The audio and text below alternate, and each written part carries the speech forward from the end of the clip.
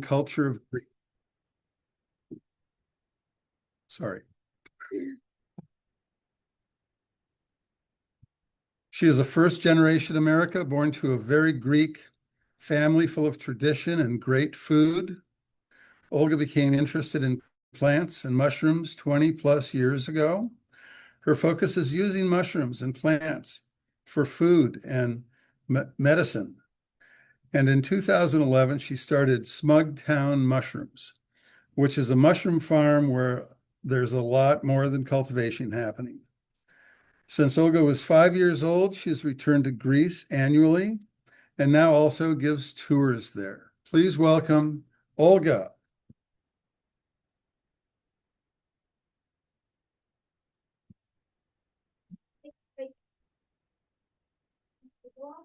I guess, or I don't know. I'm gonna put the jingle up there again. I think video. I just go like this, yeah? Okay. Sorry, y'all. You can hear it.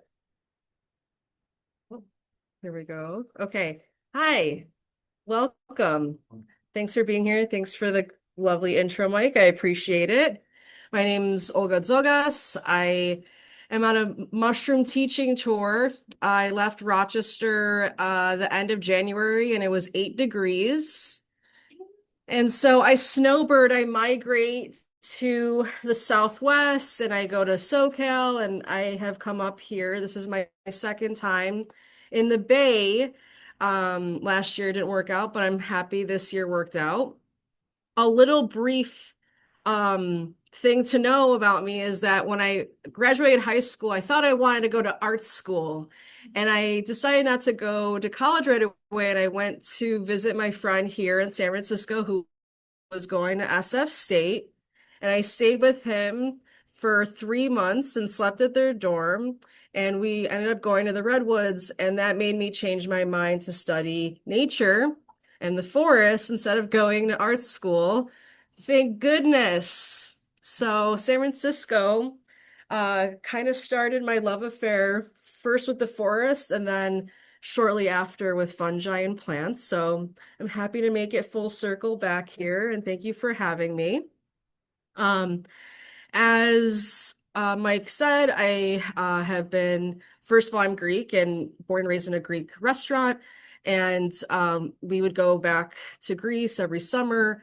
And I'll show you guys on the map where I'm from, but I like to show Greece or this area without the man-made borders and with, mountains and rivers and just showing this Mediterranean basin for what it is without these artificial lines. And Greece is in the southernmost tip of the Balkan Peninsula. We love it. And has anyone been in the room? Okay, there's a few of us. Okay, bravo, very nice. But yeah, and now we go to the modern borders of Greece, broken up based on the provinces. My family is from this little corner up here in the pocket where North Macedonia, Albania, and Greece touch. And as you'll see in the next maps, that there's a lot of biodiversity. There's Greece is kind of known just for like beaches and islands, but the mainland parts of Greece and even a lot of islands are forested, and there's dramatic elevation changes. So even though we do share similar microclimates here with the Mediterranean coastal range, we do start seeing temperate forests as well. This is a really cool website called Global Forest Watch, and they have basically updated forests, surveys, and the the green part of the map is like current forests. The blues are developing forests, young forests, and the pinks, hot pink in there are forest fires. So Greece does suffer from forest fires in the summer, and they get worse and worse. But as you can see, we do have a lot of trees, and not all the trees are, chaparral, but we do have chestnuts, oaks, beech, pine, And also, I'm happy to share this slideshow with people if you do want it, but it is going to be on the YouTube, I believe. These are old Greek maps of like forest distribution based on climate, geographical zones.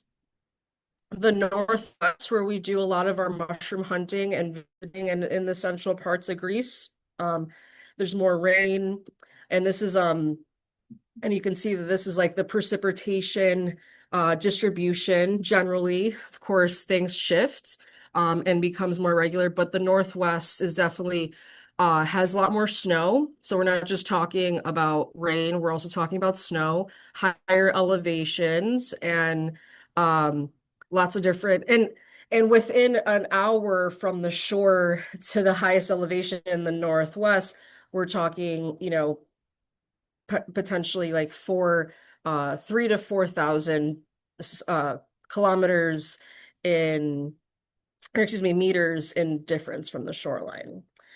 So this is a typical picture after you go a little foraging in Greece. We come back to the table, we have a little kafedaki, we have a little coffee, we open up the book. We in the picture you'll likely see giant almond agarics, the royals is what they call them in the UK. I love those. Some people like to poo-poo on the agarics. You can pass them over to here. I'll enjoy them. Okay. We also have Macrolepiota, Procera, and Mastioides as well. And we have little buttons here. We love them. These are some of the other field guides in Greece that have come out. This one's like the oldest one. Um, yeah, love that. Manitaria is the word for mushrooms in Greek. So, um, and these are the guides that I use. Does anyone have these books?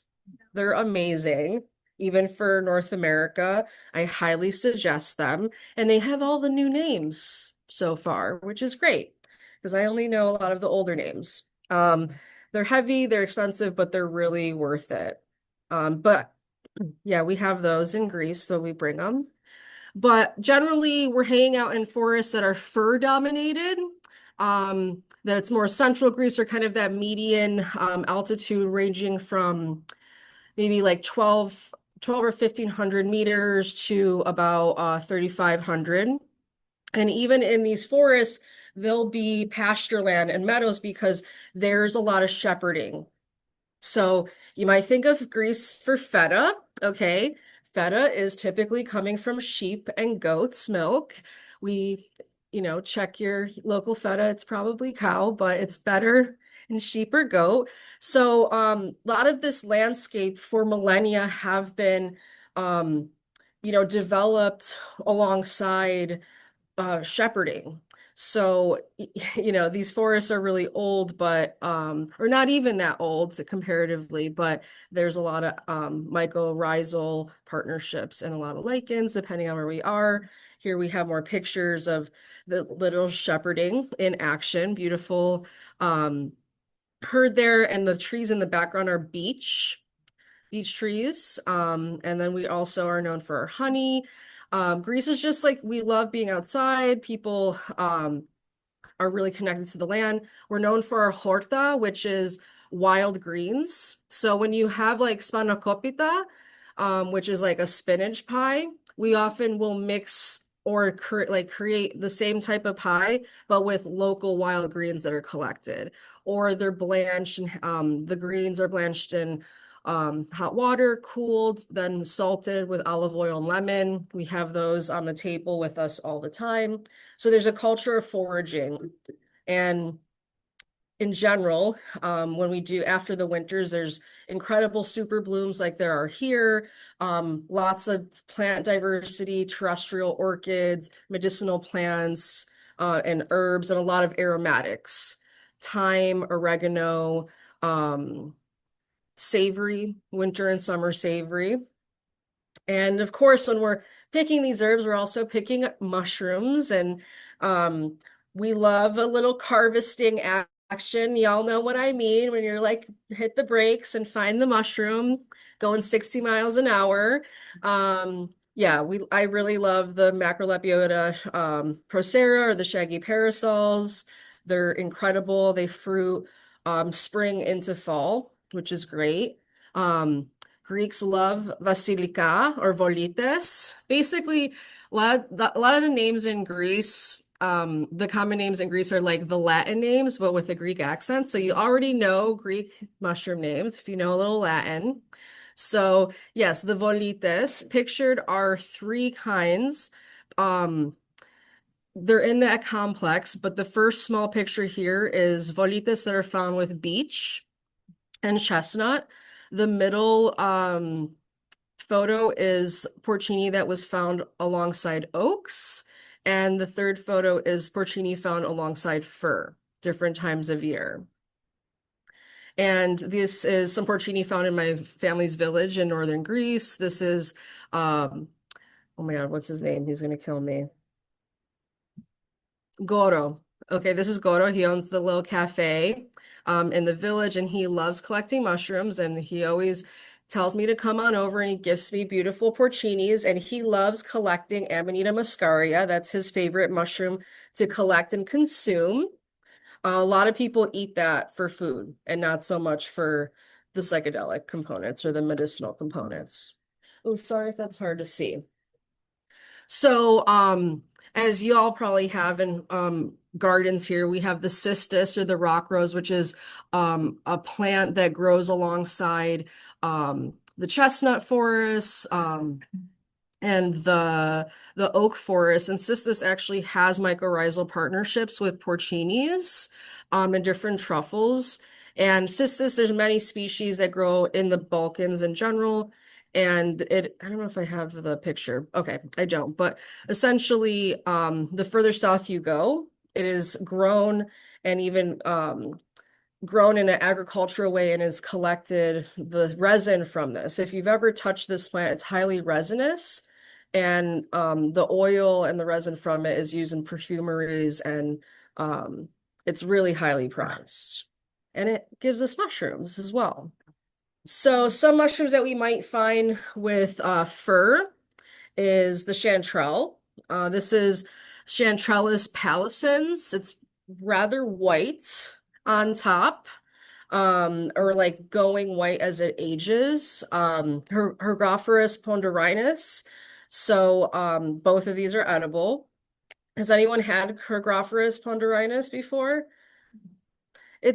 Yeah, it's pretty interesting. They often can be like really like the most dominant mushroom in the forest, depending on how the mycelium is feeling that day.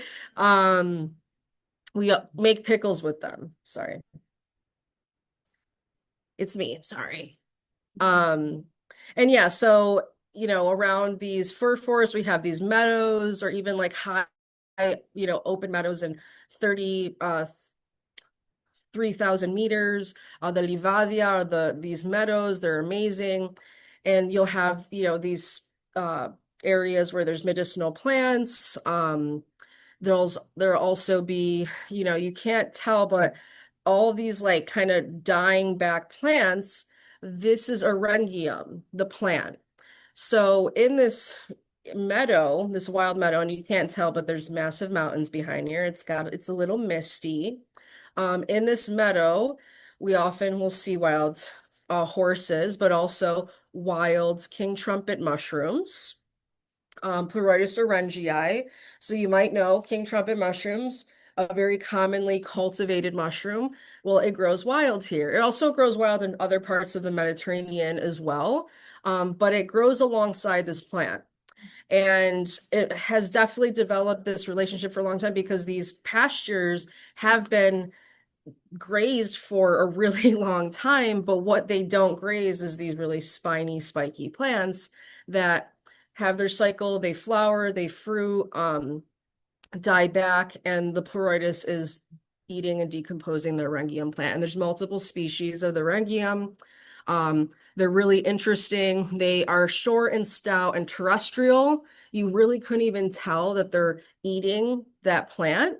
But it's good. They're like, they're neighboring. They hang out together. And you can see the spore I don't know if you can. Is this like showing up on the screen that y'all are seeing? I kind of don't want this here. Okay. Oh no. Oh,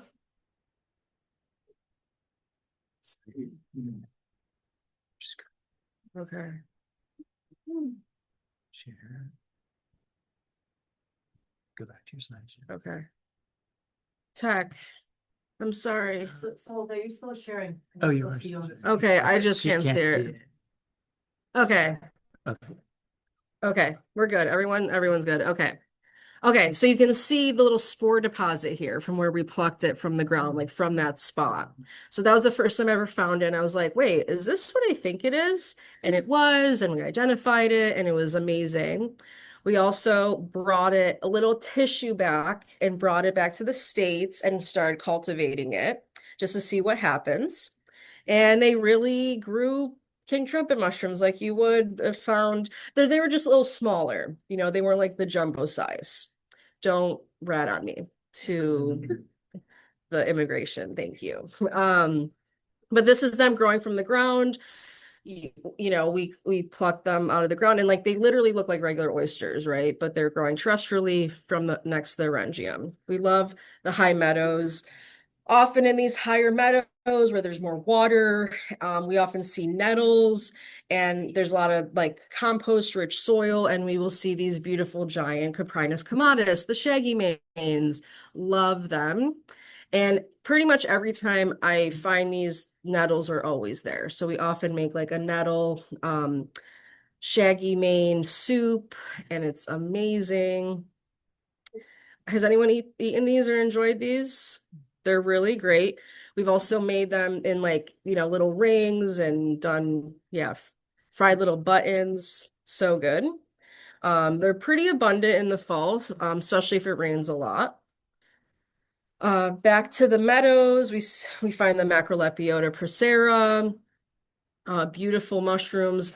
There's a lot of common names for these. These are grown pretty much all over Greece, in the mainland and even in certain islands, like Rhodes and Carpathos and the northern Aegean islands that are more forested, as well as some of the West Coast islands. Wherever there's trees, we know there's fungi. And, this is them in their cute little button stage. And you're going to see further on that if it's a really good mushroom year, a lot of the mushroom stores will make specialty products really quickly to preserve the abundance. And the pickled, like olive oil pickled buttons of these are like the best thing on the planet. So they're huge. Like these mushroom caps are massive. We get really excited about them. This is Nina from Mush Love in Virginia, who often comes with us to Greece. We love the agaricus. We have different varieties of them in the high meadows, the crocodilianus agaricus, which are like massive dinner plate size mushrooms that you can see that one cap is taking up the whole mushroom basket. We call them agarica, or another common name is Provaticia, which means like little sheep because they're in the meadows and the pastures where the sheep are hanging out, and these mushrooms pop up after. We'll also find the little guys that are a little bit more firm, the Bitorcus, I believe. We often will find rarely Maitake, Grifola frondosa, under oaks. We actually found it in my village, which was really amazing. And we also see a bunch of wild piopinos. So a cultivar that you might see at your local farmer's market grows wild in the Mediterranean. Piopino is the Italian common name for it, meaning little poplar. They grow adjacent to poplar, or lefkas in Greek is another name for it. They're a mushroom that you can find up in the mountains and all the way down to the seashore. I have found piopino growing on trees that are like bordering the sea, 10 meter, not even, yeah, 10 meters away from salt water, which is incredible. And as you know, the Laetiporus or the chicken mushroom loves the urban setting, and they often pop both in the hills in the country, but also in the city. Who's had chicken mushroom or has found it awesome? Love it. Beautiful piopinos. Who's eaten piopinos? from the farm market. Oh, try them, guys. They're really good, but wild ones are better, as we know.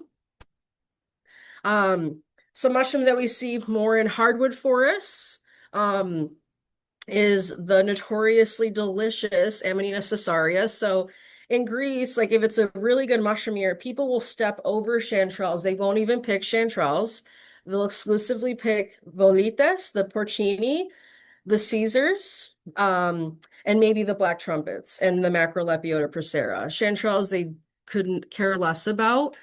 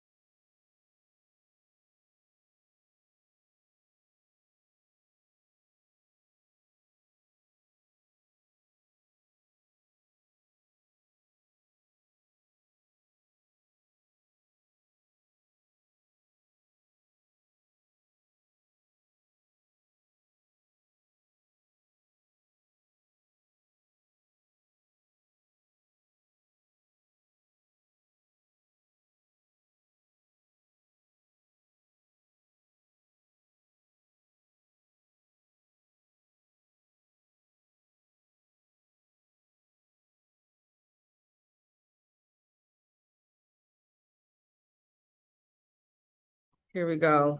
We're back, baby. Okay. What's up? Right there. For what? Oh, to get a small. Yeah, Thank there you you. go. Thank you. Thank you. Um, Next up in the more hardwoods that we find on like the sycamores or the poplars again, we'll see Fomes fomitarius, a a mushroom we find often in the East Coast. For those who don't know, I'm from Western New York.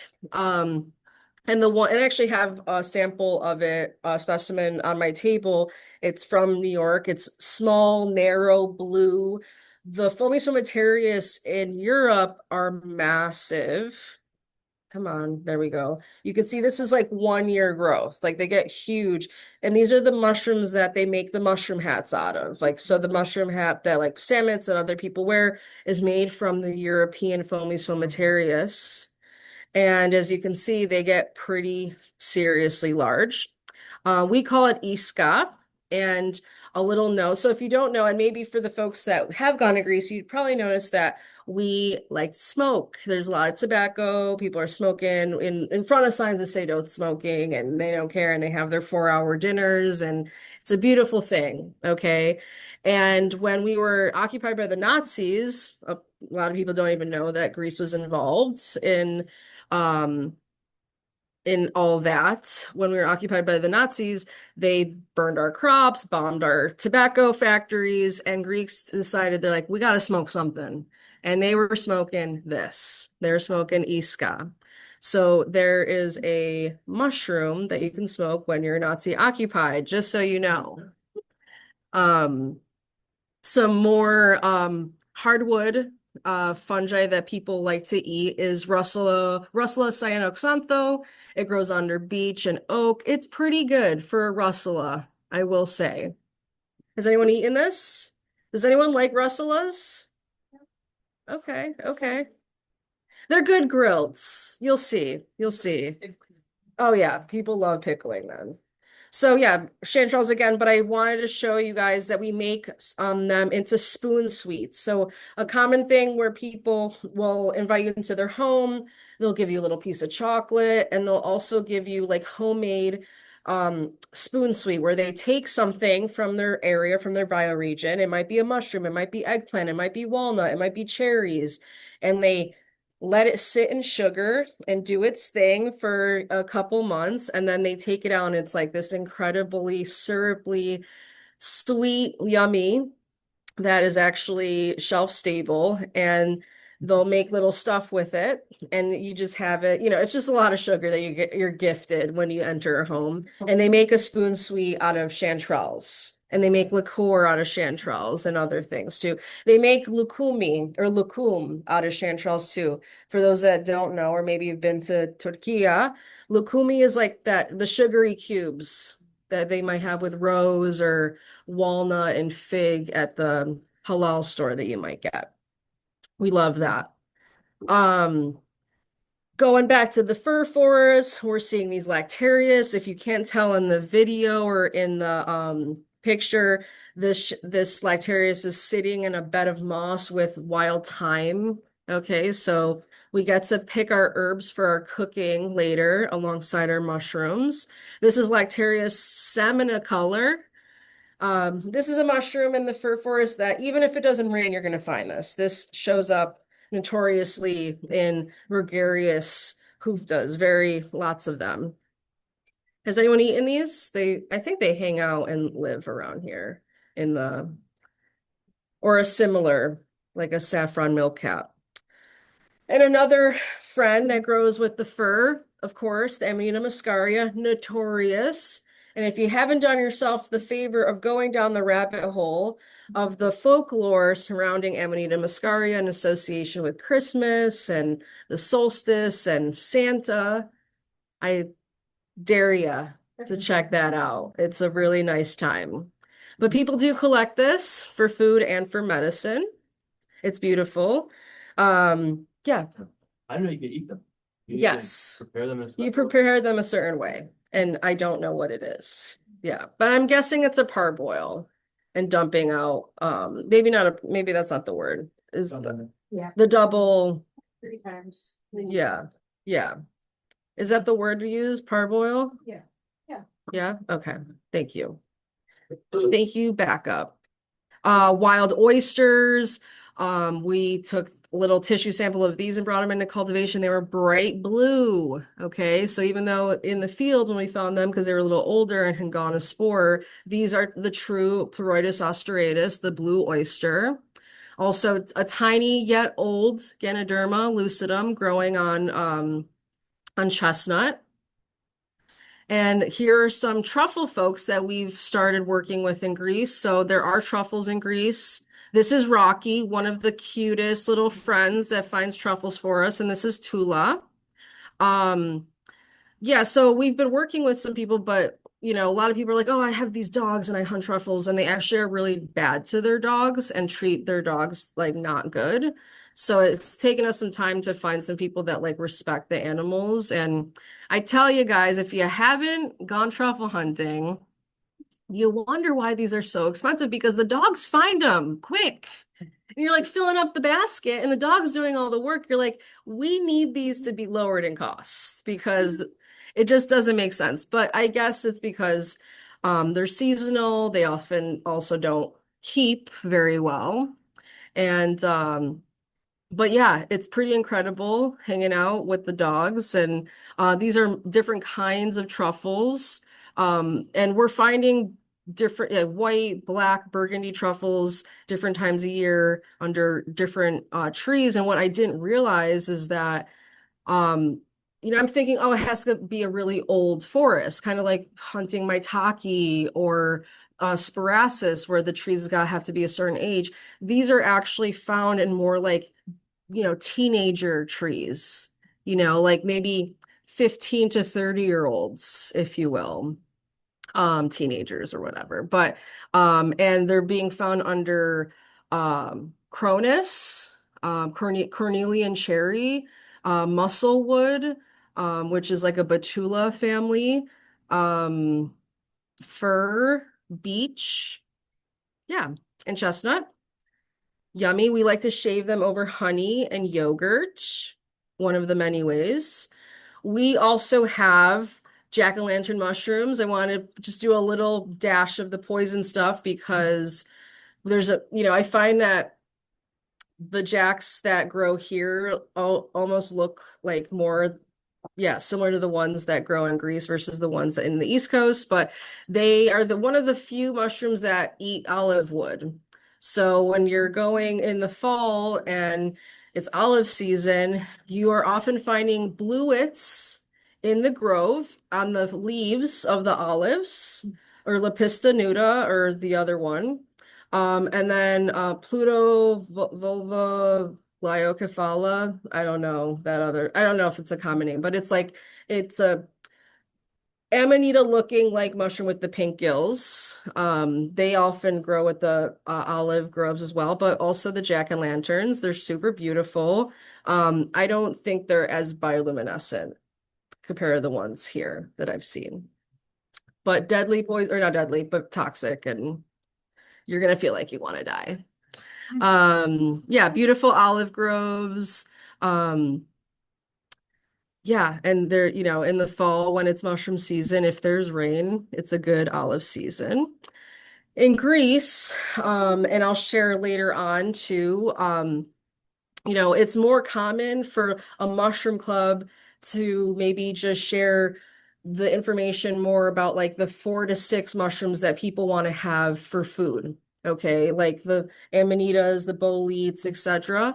But and it's more like folk tradition and like a little bit less on the scientific level, but there are PhD mycologists in Greece. This is 2 of them here. This is Yorgos and Elias. Elias has published and discovered a lot of endemic mushrooms in Greece. They have a little like cooperative group called Mycological where they bring multiple educators out and share with people a little bit more of a Western style of information of the mushroom knowledge. So as you can see on that table, it's not just the handful of mushrooms. They're trying to teach a more in-depth information, and they're great teachers. They also these are their photos, by the way. So as you can see, they're very nice and done well. And one of the years that I found them and went on hikes with them, it was an incredible mushroom year. And we found baskets and baskets full of dozens of edibles, including the Clavaria delphis, which is a club mushroom. We call it the Hercules Club, of course. Maybe you guys do too, but these are sweet. And we made these into a syrup for baklava and put the mushrooms in with baklava as well. So good. We also used Clitosabe odora for the baklava syrup as well. It has that anise flavor. If you don't know, more of their beautiful pictures. We'll meet them in beautiful mountainous towns, and it's really lovely. Some honey mushrooms growing, some more of those beautiful orange latex lactarius. It was a great year for Romaria botrytis, which I actually have not found since that year. We found like a lot of it, and we grilled it and it was amazing. But has anyone eaten this mushroom? It's pretty stinking good, but not as common. And you'll see with other slides that we love grilling. We love grilling food anyways, but we do love grilling mushrooms. That's one of like our classic ways of preparing. And pictured is grilled wild lion's mane. A common name for lion's mane in Greece is called arnaki, which means little goat because it looks like the chin of the goat. And yeah, we make our little food. We have our little meze, which is like tapas or your little snack. And we have a little bit of, in the mountain towns, everyone has their own raki or tsipuro, which is the grape must distill. So, it might be pisco from where, you might know it pisco or grappa. It's the same thing. We just call it something different. And it's good and strong and perfect with cheese and such. So as mentioned, people like to, invite you and, share their spoon sweets, but depending on the mycophile that you're having your little, snack with, it could be Stavros from northern Greece around Florina, where my village is from. And he's sharing his mushroom spots with us. He's sharing his incredible fresh porcini bug-free slices over here. If you can't tell, not one worm in there. And little mezze, beet salads, grilled peppers, rice, beautiful porcini buttons. We love you. He's got all the swag. He's got all the he's repping hard. When we go into the mountains. He's got his tripod to make soup. He's got his wild herbs in there and some water. He's gonna make some mushroom soup. This is the decals on his car. So people are really serious about mushrooms there, and they're yeah. Often when there is a mushroom event, like maybe from a club that's hosting it or a region, or a hunt or a hiking club, maybe from Athens, will organize with a village in a certain mountain. They'll be like, okay, we're gonna bring an expert. The hiking group will hire the expert. They'll collect 50 baskets full of mushrooms, mostly edibles.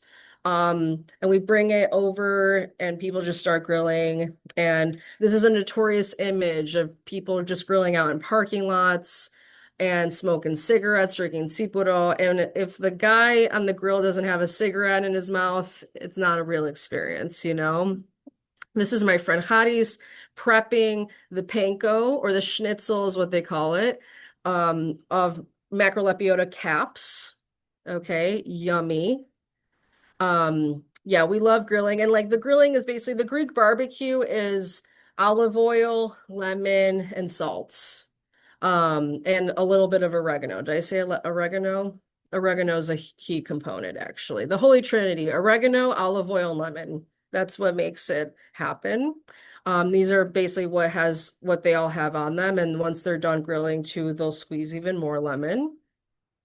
So these are lactariuses, different varieties. I think these are the more saffron milk caps over here, or the delicioso ones. And then these are the orange latex ones. And then these are the macrolepiota persera caps on the grill. And the little close up of the macrolepiota caps that are going to be dunked in the dust and the crumbs and the egg batter and fried in oil. And then once those are done frying, you squeeze a little lemon on it. What's that? It means dipped in egg and then flour. Oh, okay. In what? In what language? Italian. Oh. French. Oh, okay. Okay. The Greeks call it schnitzel, but so do, Oh, I think, yeah. the German, the little German influence there. But fried, anything fried in this way, they're like schnitzel, And here are those pickled macrolepiota buttons that we were talking. We love cooking outside, especially after we're done, if there's a good forage and a good, gathering session on the open flame with the cast irons. We love it. Yeah, different mushroom themed restaurants. The oysters getting ready to be grilled to perfection. This is them here. I actually sent back these lactariuses, but I just took a picture anyways. They just needed to be cooked a little bit more. I like a little crits, a little crunchiness. They needed to be cooked more. But yeah, those are nice with white wine, parsley, butter, and yeah, maybe a little lemon at the end. We love the lemon. So, like I mentioned, the clubs are more folk tradition, less academic and scientific based, even though now they're starting to get a little bit more savvy. But they have the best swag, and it's really cool. A lot of these old patches in the jackets, and they're really repping their mycophilia. If you can't read it, it's it's mycophile to the bone, basically. Mushroom fans to the bone as their direct translation, which is cute. When these groups or bioregional clubs do come together, they'll take over a village. usually in the mountains, close to where they're bringing people to do the foray or do the gathering. The town gives them the platea, the square, the piazza, and they'll make food for everyone, and it's free. So let me also explain, everything's free. All the mushroom events are free there. People come, there's food. As you can see, there's some chanterelles in the back. There's, obviously some cultivated white buttons and creminis, and they'll have like 4 of these like giant paella style frying pans. And usually, like I said, the guy with the cigarette, but they're like, a lot of these people are like, literally, there's too many chefs in the kitchen sometimes because they're like, this is how you flip it, this is how you do it, and so they sometimes have to be separated based on a different tent, because they think that someone's the top chef or not the top chef. But lots of delicious food, and yeah, everything's gratis, everything's free. More of the chanterelle liqueur, the spoon sweet. And there's an actual city in Greece that has been coined the mushroom city, called Grevana. And this city in northern Greece is kind of a city right at the foothills of both the northern and southern Pindos, like geopark, so like a national park there. And so it's like the entry point, and they've really taken on that persona of being the mushroom city. Also, a lot of the field guides that have come out recently is from a guy who's from this town. And so he also has a mushroom rock and roll band called Manitaro Rock, Mushroom Rock. And they have these festivals there, and the town is so cute. There's all these parks where there's just really like wood carved, and it's really sweet. It's really sweet. And like people have taken on that persona, thankfully. And so there's all this like, there's stores specifically selling mushroom stuff, but even like little cafes will have their little bolete chairs, and just they're just repping really good, guys. What can I say? It's just really they've done a really good job. And we'll go with the group typically, especially if we're doing the seminar in the north, and we'll visit the different shops, and outside the shops and the squares, like I said, there's like these figurines and giant bottles of dried morels that I'm like, am I gonna buy this? I want this. I should have gotten it, guys. I didn't. But my friend Fotis, who's pictured here, this is his shop, a picture of his like little counter space, and he is good buddies with like a lot of the mushroom clubs. A lot of the clubs will put out these really cool photos of like edible mushrooms, poisonous mushrooms, the truffles of Greece, edible boletes, and it's really, really lovely. This is also saying ice cream humanitaria with mushrooms, and it's with chanterelles, which is so good. And there's also different products here. This is chanterelle spoon sweets, different oils, ketchups. This is his store that has over 200 kinds of different mushroom products that he makes with either cultivated mushrooms or wild mushrooms that him and his crew are gathering from the area. And we often get tours of his facilities. So on the other side of this glass, it looks like there's fridges, but they're actually all drying like shelves, and there's just racks and racks of mushrooms, mostly porcinis, but also a lot of other things. And he's also gathering the Greek ramp, the wild leek that grows there. He's gathering nettles. He's gathering different greens as well, incorporating it, making pastas, and making a lot of cool mushroom stuff, and with rare things like Colossabi gambosa or St. George's mushroom, Macrolepiota procera, Hygrophorus marzulius, which is like the March mushroom that comes out really early that people collect. It's really great. It's a really interesting thing. So yeah, more of the mushroom swag. We're still in Grevana. This is some of the like the stone and different statues in the city of Grevana. A thing about Greece too, as well with other countries that appreciate their water, is that they have springs and spring houses and fountains everywhere. So instead of bulldozing them and putting parking lots, they've decided to like keep the water flowing and available for their people. And in Gravana, they have, made beautiful stone spring houses, if you will. And, this is just in the middle of the city. You can drink fresh spring water right there for yourself or the little critters that live around, because there's a lot of cats and dogs. And in Grevena, there's a mushroom-themed restaurant called Avles, and that in itself is its own like museum, and they have these like figurines out of clay and Fimo. This is like literally just a corner store, hours away from there. This stuff is found in the Mushroom Museum of Greece, bless you, made with paper mache, these lamps. Yeah. Really sweet. This is the counter of that mushroom restaurant.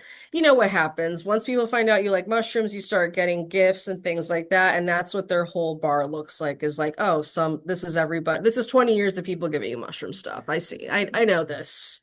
I know this life. And, these are the Tsiporo bottles with the mushroom decals.